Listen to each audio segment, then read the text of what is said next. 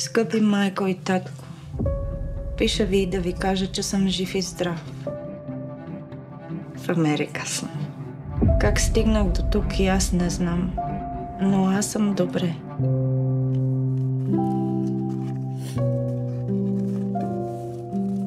Как е братовчетката? Опознавате ли се? Так му намери писмото от баща й. Защо толкова голяма къща? На времето така се е строило. Децата да доведат семействата си.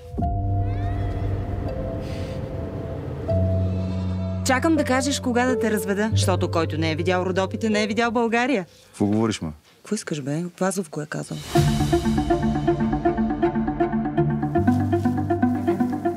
Стойност на имота 5000 лева. Само подписът ти ми е важен. А, Молене, тя не е тъпа, ще ти излови. Треби на шмайзера на нея. Ние с татко ти имахме голяма дружба. Дядо Митьо? Видиш ли? Баба ти Дафина цялата рода изтъка в черги и халища. Сега ти си наред да ги чуваш.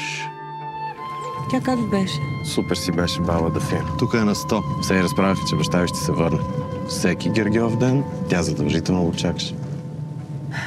Тафни. Аз знам, че къщата не струва колкото ми даваш.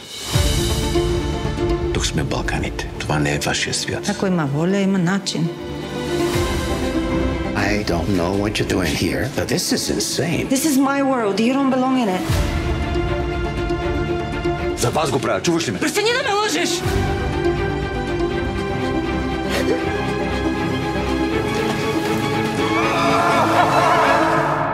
Какво искаш да тъчеш? Татко ми.